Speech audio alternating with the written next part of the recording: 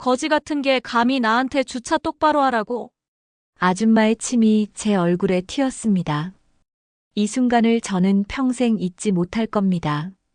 아저씨, 솔직히 그 나이 먹고 경비 일하는 거면 인생 어떻게 산 거예요? 안 봐도 비디오잖아요. 주변의 다른 주민들이 쳐다봤습니다. 누군가는 고개를 돌렸고 누군가는 그냥 지나쳤습니다. 그녀는 몰랐죠. 제가 불과 3개월 전까지 대한민국 10대 그룹 중 하나의 상무이사였다는 것을, 제 차고에 5억 2천만 원짜리 람보르기니 아벤타도르가 잠들어 있다는 것을, 그리고 제가 곧 그녀의 인생을 완전히 뒤집어 놓을 거라는 것을. 제 이름은 김진석, 올해 63세입니다. 33년간 한국전자통신이라는 대기업에서 일했습니다. 신입사원으로 시작해서 상무이사까지 올랐죠. 연봉은 2억 5천, 스톡 옵션까지 합치면 자산이 150억 정도 됐습니다. 퇴직금 12억을 받고 성대한 송별식을 마친 그날 밤, 집에 돌아와서 소파에 앉았을 때 갑자기 무서워졌습니다. 이제 뭘 하지? 아내 윤희는 말했죠. 여보, 이제 좀 쉬어요. 그동안 얼마나 고생했어요. 손주들이나 봐주고 여행도 다니고. 하지만 저는 쉴 수가 없었습니다. 평생을 아침 6시에 일어나 회사에 가고 밤 10시에 퇴근하는 삶을 살았습니다. 갑자기 아무것도 하지 않으니 마치 제가 세상에서 사라진 것 같았습니다. 그러던 어느 날 아파트 게시판에서 공고를 봤습니다. 경비원 모집 월급 220만 원. 순간 이상한 충동이 들었습니다. 내가 경비를 해볼까? 아내는 펄쩍 뛰었습니다. 여보, 미쳤어요? 당신이 왜 경비를? 우리 돈 없어서 그래요? 자식들이 뭐라고 할지 알아요? 특히 며느리 수진의 반응이 심했습니다. 전화로 다급하게 말했죠. 아버님, 제발 다시 생각해 보세요. 이 동네에서 아버님이 경비 일하시면 우리 애들이 놀림 받을 수도 있어요. 친구들 엄마들한테 얼마나 무안하겠어요. 하지만 저는 결심했습니다. 돈 때문이 아니야. 난 그냥 필요한 사람이 되고 싶을 뿐이야. 첫 출근 새벽 5시 30분에 일어나 경비복을 입었습니다. 거울을 봤을 때 묘한 기분이 들었습니다. 33년 동안 입었던 양복 대신 경비복. 하지만 이상하게도 나쁘지 않았습니다. 경비실은 생각보다 좁았습니다. 4평 남짓한 공간에 책상 하나, 의자 하나, 그리고 낡은 전기포트. 관리소장 박정수 씨가 말했습니다. 김진성님, 전직이 대기업 임원이라고 들었습니다. 이런 데서 일하시는 거 괜찮으시겠어요? 괜찮습니다. 잘 부탁드립니다. 첫날은 평화로웠습니다. 아침 7시 출근하는 주민들에게 인사했습니다. 안녕히 다녀오세요. 택배가 왔습니다. 무거운 박스들을 옮겼습니다. 33년 동안 서류만 들었던 손이 조금 떨렸지만 뿌듯했습니다.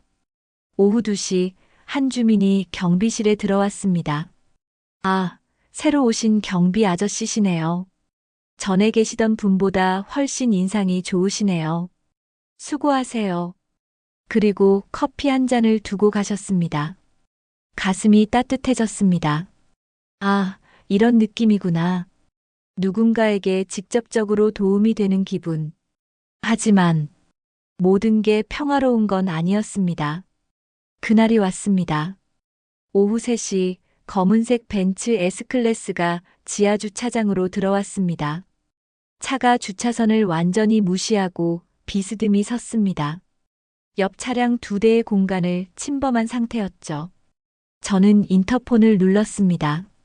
죄송합니다만 주차선을 조금만 지켜주시면 감사하겠습니다. 5초간의 정적. 그리고 차 문이 벌컥 열렸습니다. 40대 후반으로 보이는 여성. 루이비통 가방, 샤넬 선글라스, 에르메스 스카프. 머리부터 발끝까지 최소 2천만 원은 되어 보였습니다. 그녀가 저를 위아래로 훑어봤습니다. 그 눈빛 지금도 생생합니다. 마치 바닥에 떨어진 휴지를 보는 것 같은 눈빛. 아저씨, 새로 오셨나 봐요? 네, 이번 달에 시작했습니다. 그래요? 근데 여기가 처음이세요? 나 여기 15년 살았어요. 항상 이렇게 주차했고 아무도 뭐라고 안 했어요. 하지만 규정상 규정? 그녀가 코웃음을 쳤습니다. 아저씨, 실례지만 나이가 어떻게 되세요? 63입니다. 63. 그 나이 먹고 경비일 하시는 거면. 죄송하지만 인생 어떻게 사셨는지 안 봐도 뻔하잖아요. 주변이 조용해졌습니다. 그러니까 말입니다, 아저씨. 주제 파악 좀 하세요. 여기 사는 사람들이 아저씨한테 월급 주는 거예요. 알죠? 그녀는 주차를 그대로 둔 채 엘리베이터로 사라졌습니다. 그날 밤 집에 돌아와서 아무 말도 할 수 없었습니다. 아내가 물었습니다. 여보, 무슨 일 있었어요? 아니, 아무것도. 하지만 아내는 알고 있었습니다. 그날 밤 침대에 누워서 천장을 바라봤습니다. 내가 잘못 선택한 걸까? 다음 날부터 지옥이 시작됐습니다. 벤츠 여인 서유진, 112동 1502호에 거주 남편은 중견 건설사 이사. 그녀는 마치 저를 표적으로 삼은 것처럼 행동하기 시작했습니다. 그녀의 택배가 도착했습니다. 무게 30kg짜리 생수 박스 5개. 보통은 택배를 경비실 옆 보관함에 두는데 그녀가 직접 전화를 걸어왔습니다. 아저씨, 제 택배 집 앞까지 가져다 주세요. 내가 무거운 거 못 들잖아요. 죄송하지만 택배 배송은 제 업무가. 업무가 아니면 뭐예요? 경비 아저씨가 주민들 도와주는 게 당연한 거 아닌가요? 아, 나이 드셔서 힘드시다는 거예요? 결국 저는 30kg 박스 5개를 15층까지 날랐습니다. 엘리베이터 고장으로 계단으로. 새벽 6시 출근하려는데 경비실 문이 안 열렸습니다. 문 앞에 커다란 김치통 3개가 놓여 있었습니다. CCTV를 확인했더니 전날 밤 11시에 벤츠 여인이 갖다 놓은 것이었습니다. 김치통을 치우는데 30분이 걸렸습니다. 오전 9시 그녀가 경비실에 나타났습니다. 어머, 아저씨. 제가 어제 특별히 담근 김치 드리려고 갖다 드렸는데 받으셨어요? 김치통이 문을 막아서. 에이, 경비 아저씨 좋으라고 한 건데 그렇게 받아들이시면 섭섭하네요. 다른 분들한테도 나눠드릴 수 있잖아요. 그녀의 목소리는 달콤했지만 눈빛은 차가웠습니다. 오후 2시 제가 잠시 화장실을 간 사이 돌아와 보니 경비실 안이 난장판이었습니다. 제 개인 물건들 컵, 수첩, 안경 닦기, 가족 사진 모두 쓰레기통에 들어가 있었습니다. CCTV를 확인했습니다. 벤츠 여인이 경비실에 들어와서 제 물건들을 하나하나 쓰레기통에 버리는 모습이 찍혀 있었습니다. 그녀의 얼굴에는 미소까지 있었습니다. 그날 저녁 관리소장에게 전화했습니다. 소장님, 이건 명백한 괴롭힘입니다. CCTV 증거도 있고. 김진성님 알겠습니다. 근데 서유진 씨가 우리 아파트 입주자 대표 회의 멤버거든요. 조심스러운 부분이 있습니다. 일단 제가 잘 말씀드려 볼게요. 하지만 아무것도 변하지 않았습니다. 오히려 더 심해졌습니다. 그날 저녁 온 가족이 모였습니다. 아들과 며느리 그리고 손주들까지. 저녁 식사 중 며느리 수진이 조심스럽게 말을 꺼냈습니다. 아버님, 말씀드리기 좀 그런데요. 응, 말해봐.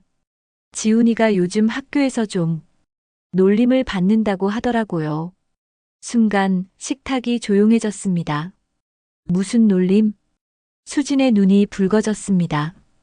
같은 아파트 사는 애들이 너희 할아버지 경비 아저씨 맞지? 우리 엄마가 그러는데 할아버지가 나이 먹고 돈 없어서 경비한대. 이렇게 말한다고. 초등학교 5학년인 지훈이가 고개를 숙였습니다. 제 가슴이 찢어지는 것 같았습니다. 지훈아, 할아버지가. 괜찮아요, 할아버지. 저는 상관없어요. 하지만 지훈이의 목소리는 떨리고 있었습니다. 며느리가 계속했습니다. 그리고 제 친구들도 이상하게 쳐다봐요. 남편 잘 나가는데 왜 아버님이 경비를 하시냐고. 저도 설명하기가 너무 힘들어요. 아들 준호가 끼어들었습니다. 아버지, 회사 동기들도 다 알았어요. 너희 아버지 은퇴하고 경비한다며 뭔가 사정이 있으시나? 이런 식으로 물어봐요.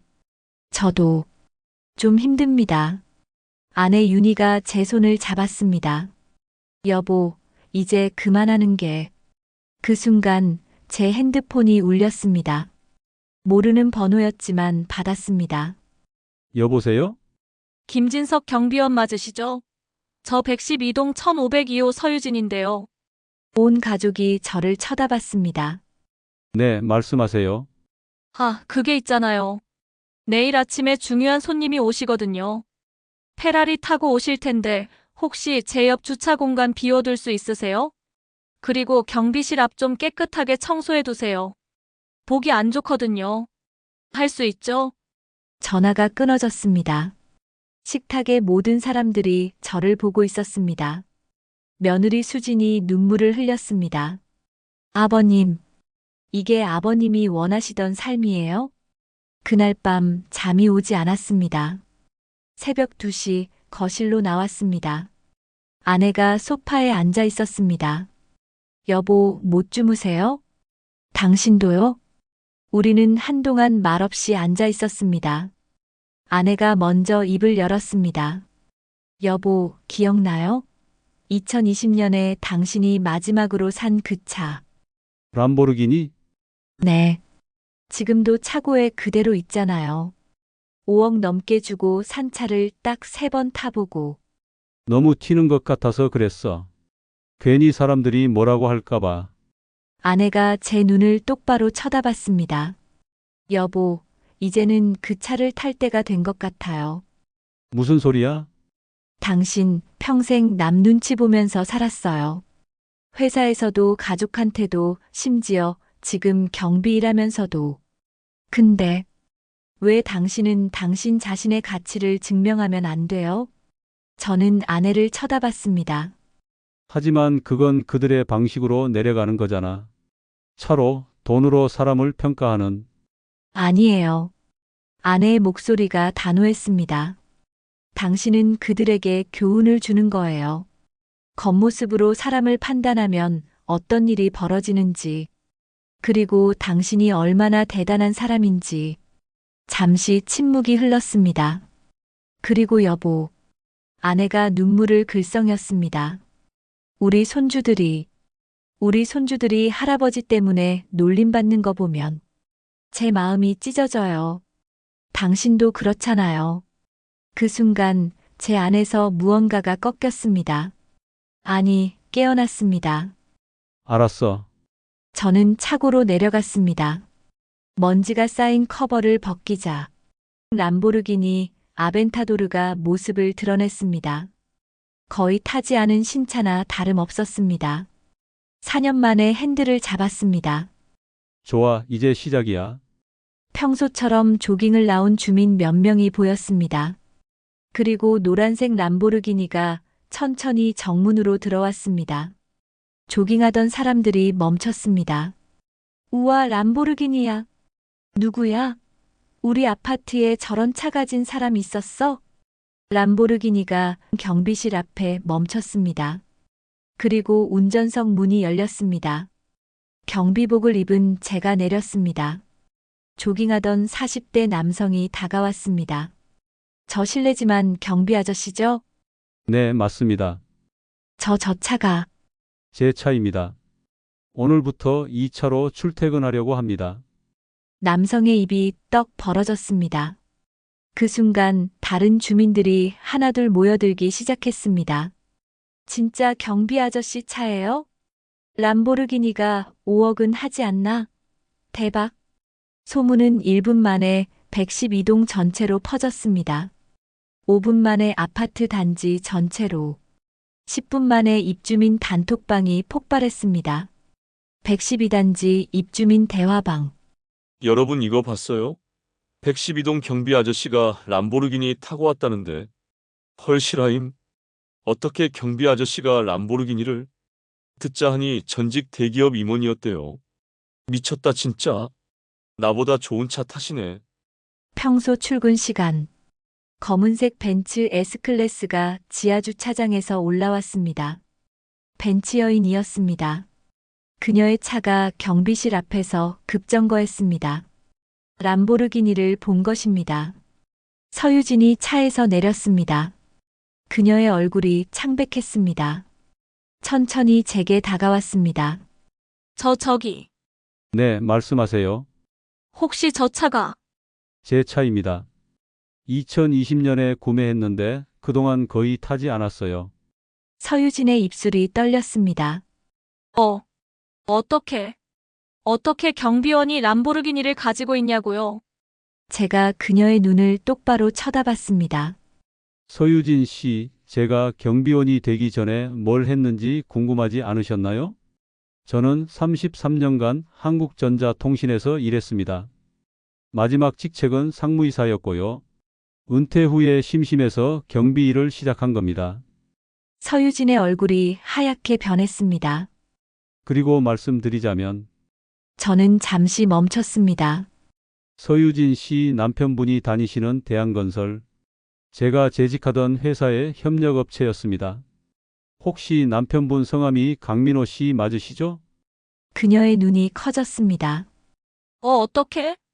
제가 2019년에 대한건설과의 300억 계약을 승인했던 사람입니다. 그때 강민호 과장님이 직접 우리 회사에 와서 프레젠테이션 하셨죠. 그러니까 서유진 씨, 제가 당신 남편 월급을 결정했던 사람입니다. 서유진이 휘청거렸습니다. 저 정말 죄송합니다. 괜찮습니다. 그냥 앞으로는 사람을 겉모습으로 판단하지 마세요. 저는 경비실로 들어갔습니다. 뒤에서 서유진이 주저앉는 소리가 들렸습니다. 하지만 이건 시작에 불과했습니다. 제 진짜 복수는 이제부터였으니까요. 그날 저녁 저는 오랜만에 옛 동료에게 전화를 걸었습니다. 한국전자통신 인사팀장 출신, 지금은 헤드헌팅 회사 대표인 최성민. 성민아, 나야 김진석. 형님, 오랜만이에요. 은퇴 후에 어떻게 지내세요?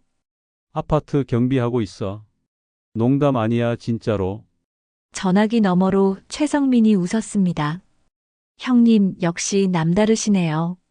근데 무슨 일로 전화하셨어요? 하나 부탁이 있어. 대한건설 인사 정보 좀 알 수 있을까? 대한건설이요? 우리 회사 협력사잖아요. 뭐가 필요하신데요? 강민호라는 사람 지금 과장인데 이 사람 인사 평가 어때? 잠시 침묵이 흘렀습니다. 형님, 혹시 무슨 일 있으세요? 있긴 한데 나중에 얘기해 줄게. 일단 정보만. 알겠습니다. 잠시만요. 5분 후 최성민이 다시 전화했습니다. 형님, 강민호 과장. 인사평가는 중간 정도예요. 근데 좀 문제가 있어요. 문제? 회사 내부에서 갑질 논란이 좀 있었대요.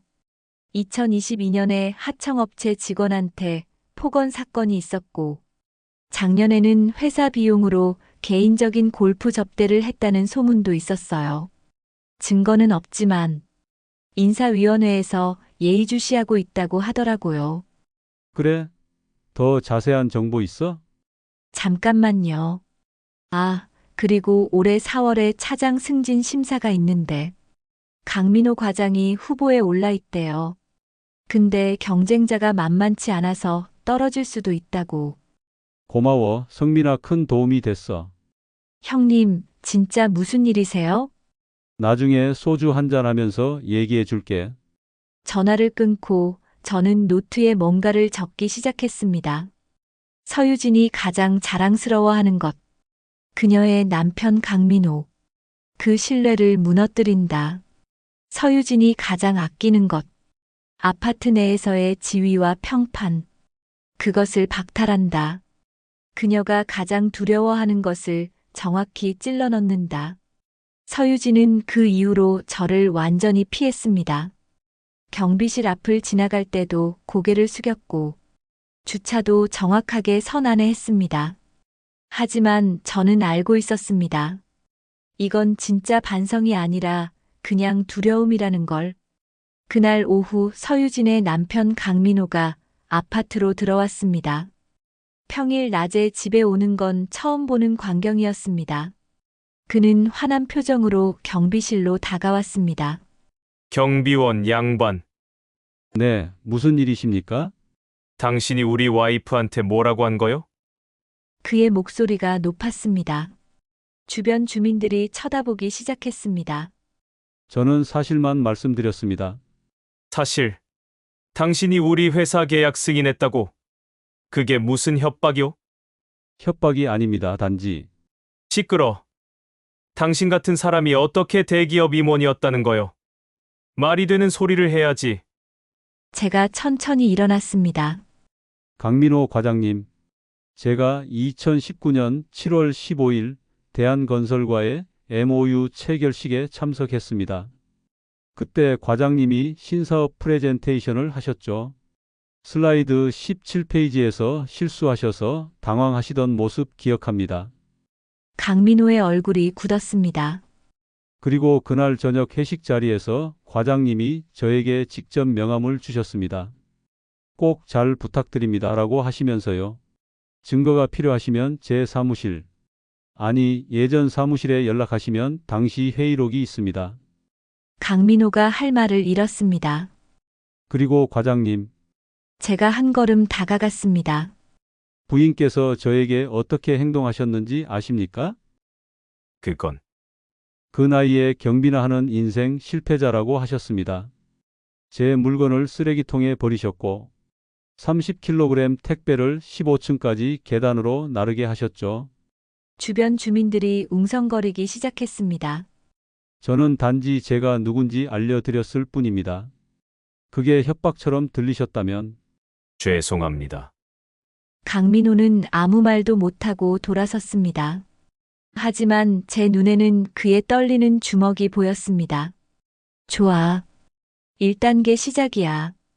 그날 저녁부터 벤치 여인 부부의 집에서 큰 소리가 들리기 시작했습니다. 경비실 CCTV 마이크에도 잡힐 정도였습니다. 당신이 그렇게 행동했어. 미쳤어. 여보, 나는 그냥 그 사람이 진짜 경비원인 줄. 진짜 경비원이면 뭐, 사람을 그렇게 대해도 돼? 당신 때문에 내가 회사에서 망신당할 뻔했어. 회사? 김진석 상무하니 전 상무가 누군지 알아? 우리 회사 주거래처 한국전자통신의 전설이야. 그 사람 손에서 우리 회사가 얼마나 많은 계약을 따냈는데. 그래도 지금은 경비원이잖아. 닥쳐. 쨍그랑. 뭔가 깨지는 소리. 지금 당신 때문에 내 승진이 날아갈 수도 있어. 김 상무님이 아직도 업계에 영향력이 얼마나 큰데. 소문 한 번 잘못 나면 나 끝이야. 그날 밤 저는 두 번째 전화를 걸었습니다. 이번에는 한국전자통신 현직 구매팀장 이정훈에게. 정훈아, 나 김진석이야. 상무님, 오랜만입니다. 하나만 물어볼게. 대한건설이랑 올해 계약 갱신하지? 네, 4월 말에 재계약 심사 들어갑니다. 강민호 과장 알아? 알죠, 왜요? 그 사람 인품 어때? 전화기 너머로 한숨소리가 들렸습니다. 솔직히 별로예요. 작년에 우리 팀 신입사원한테 폭언한 적 있어서 내부적으로 좀 문제됐었어요. 상무님 때문에 참았지. 안 그랬으면 거래 끊을 뻔했습니다. 그래? 네, 근데 상무님은 왜? 아니야, 그냥 궁금해서. 근데 정훈아, 올해 계약 심사 때 좀 더 까다롭게 봐줄 수 있어? 상무님? 특별히 떨어뜨리라는 게 아니야. 그냥 정당한 기준으로 엄격하게 심사해 달라는 거지. 우리 회사 명예도 있고. 알겠습니다. 전화를 끊고 저는 미소를 지었습니다. 입주민 단톡방이 또 한 번 폭발했습니다. 누군가가 서유진이 저를 괴롭혔던 CCTV 영상을 편집해서 올린 겁니다. 영상에는 명확했습니다. 서유진이 제 물건을 쓰레기통에 버리는 장면, 문 앞에 김치통을 쌓아두는 장면, 경비실에서 큰 소리로 저를 모욕하는 장면. 이거 실화냐? 충격이다. 사람이 어떻게 저럴 수가. 1502호 아줌마 완전 악마네. 저런 사람이 우리 아파트 입주자 대표회의 멤버라고요? 당장 퇴출시켜야 함. 동의합니다. 투표 돌립시다. 긴급 입주자 대표회의가 소집되었습니다.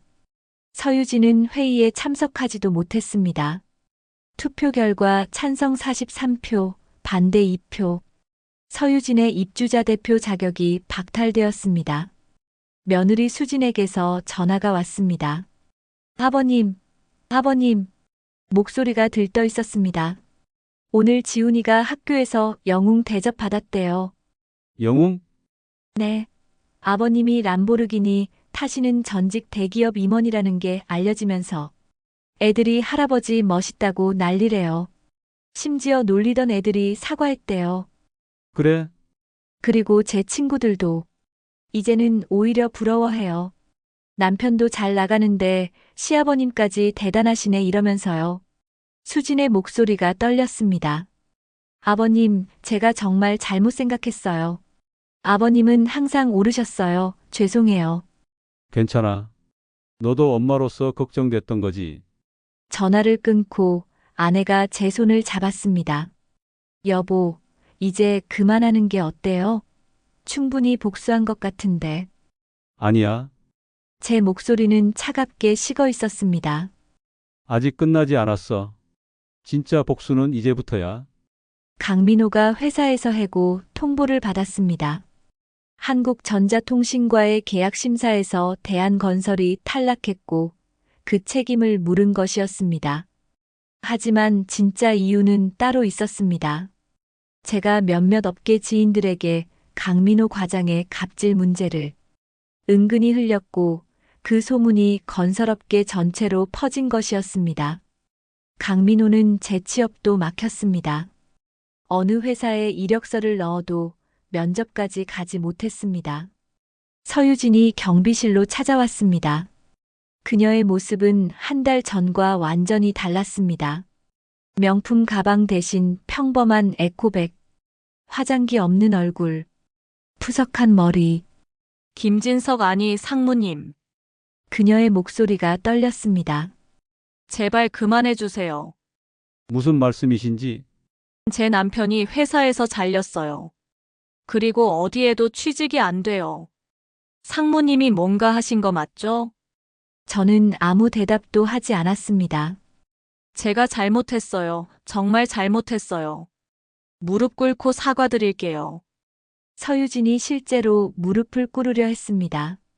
일어나세요. 상무님 제발. 서유진 씨, 제가 그녀를 똑바로 쳐다봤습니다. 한 가지만 물어볼게요. 만약 제가 정말 가난한 경비원이었다면, 람보르기니도 없고 전직 임원 경력도 없었다면, 당신은 저에게 사과했을까요? 아니면 계속 괴롭혔을까요? 서유진이 입을 열지 못했습니다. 대답이 없네요. 그게 답이겠죠. 상무님. 집으로 돌아가세요.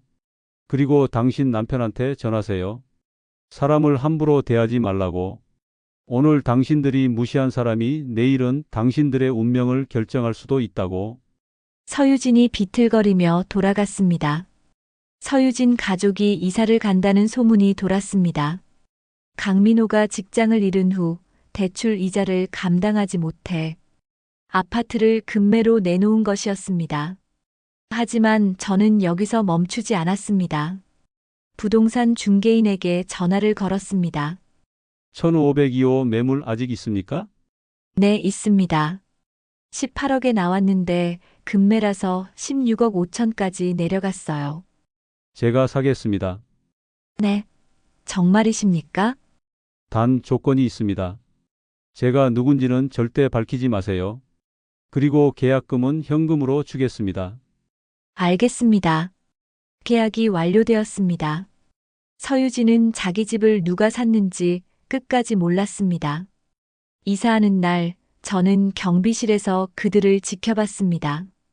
이삿짐을 싣는 강민호, 눈물을 흘리는 서유진, 그들의 10살 딸아이가 아파트를 돌아보며 말했습니다. 엄마, 우리 다시 여기 올 수 있어? 미안해. 우리 이제 여기 못 살아. 차에 탄 서유진이 마지막으로 경비실을 쳐다봤습니다. 우리의 눈이 마주쳤습니다. 저는 천천히 고개를 숙여 인사했습니다. 그녀의 차가 아파트를 빠져나갔습니다. 그날 저녁 아내가 물었습니다. 여보, 왜 그 집을 산 거예요? 글쎄 아마 투자 목적? 거짓말. 당신 그런 사람 아니잖아요. 저는 한참을 침묵하다가 말했습니다. 그들이 다시는 이곳으로 돌아올 수 없게 하려고. 여보, 내가 너무 심했나? 아내가 제 손을 잡았습니다. 아니에요. 당신은 그들에게 교훈을 준 거예요. 얼마 뒤 익숙한 번호로 전화가 왔습니다. 한국전자통신 CEO 박준영이었습니다. 진석이 형님, 준영아, 오랜만이다. 형님, 소문 들었습니다. 아파트 경비하신다면서요? 응, 재미있더라고. 박준영이 웃었습니다. 역시 형님답네요. 그런데 형님, 제안 하나 드려도 될까요? 제안? 우리 회사의 시니어 고문 자리를 만들려고 합니다. 은퇴하신 임원분들의 경험과 지혜를 활용하는 거죠. 형님이 첫 번째 고문으로 와주시면 안 될까요? 고문? 네. 주 2회 출근, 연봉 1억 2천. 주로 신입 임원들 멘토링하고 중요한 의사결정에 자문해 주시면 됩니다. 솔깃했습니다. 근데 나 지금 경비 일하고 있잖아. 그거 계속 하셔도 됩니다. 월 수요일만 오시면 돼요. 형님이 경비 일을 통해 배운 겸손과 현장 감각이 우리 임원들한테 필요합니다. 전화를 끊고 고민했습니다. 하지만 결정은 이미 내려져 있었습니다. 관리소장에게 말했습니다. 소장님, 제가 주 3일만 근무하면 안 될까요? 다른 일을 좀 병행하려고요. 김진성님, 농담하시는 거죠? 당연히 가능하죠. 오히려 감사하죠. 님 같은 분이 하루라도 더 계셔주시면. 그렇게 저는 주 3일은 경비원으로, 주 2일은 대기업 고문으로 일하게 되었습니다. 1502호에 새로운 세입자가 들어왔습니다. 제가 직접 선정한 사람이었습니다. 60대 여성, 이름은 박순자. 30년간 아파트 청소 일을 하다가 은퇴한 분이었습니다. 남편을 일찍 여의고 혼자 새 아이를 키워냈죠. 그분의 자식들이 성공해서 이제는 편하게 살 수 있게 됐지만 박순자 씨는 여전히 작은 월세방에서 살고 있었습니다. 저는 박순자 씨에게 1502호를 무상으로 제공했습니다. 아니, 이게 무슨... 박순자 씨, 평생 고생하셨잖아요. 이제 좋은 곳에서 편하게 사세요. 하지만 저는 돈이 없어서 돈은 필요 없습니다. 그냥 관리비만 내시면 돼요. 박순자 씨가 눈물을 흘렸습니다. 입주 첫날 저는 직접 짐을 날라드렸습니다. 경비 아저씨가 왜 이런 일까지... 아니에요. 저도 예전에 청소 일하시는 분들한테 많이 배웠어요. 당연한 겁니다. 그날 저녁 입주민 단톡방이 또 한 번 들썩였습니다. 1502호에 새로 들어오신 분 보셨어요? 네, 아까 인사드렸는데 엄청 좋으신 분이더라고요. 근데 이상한 게 경비 아저씨가 직접 이사 도와주시던데? 왜요? 방금 관리소장한테 들었는데 그 집 주인이 김진석 경비님이래요. 김진석 님이 서유진 집을 사신 거예요? 대박, 완벽한 복수네. 그리고 청소하시던 분한테 무상으로 제공하셨대요. 이건 진짜 영화야. 1년이 지났습니다. 저는 여전히 경비 일을 하고 있습니다. 주 3일, 그리고 주 2일은 한국전자통신 고문으로 일합니다. 람보르기니는 다시 차고로 들어갔습니다. 가끔 손주들과 드라이브 할 때만 꺼냅니다. 박순자 씨는 1502호에서 행복하게 살고 있습니다. 가끔 경비실에 직접 만든 반찬을 갖다 주십니다. 경비 아저씨, 이거 드세요. 제가 제일 자신 있는 김치예요. 감사합니다. 박순자 씨. 아니에요. 제가 감사하죠. 아저씨 덕분에 제 인생이 완전히 바뀌었어요. 그리고 그 일 이후로 가족과의 관계가 더 돈독해졌습니다.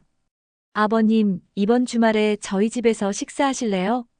그래, 좋지. 아버님 정말 멋있으세요. 저도 나중에 아버님처럼 살고 싶어요. 손주 지훈이는 학교에서 반장이 되었습니다. 할아버지, 나 반장 됐어요. 선생님이 할아버지처럼 훌륭한 사람이 되라고 하셨어요. 그래? 우리 지훈이 대견하네. 그날 밤 잠들기 전 거울을 봤습니다. 손주들이 자랑스러워하는 할아버지, 며느리가 존경하는 어른, 그리고 무엇보다 스스로 당당한 사람이었습니다.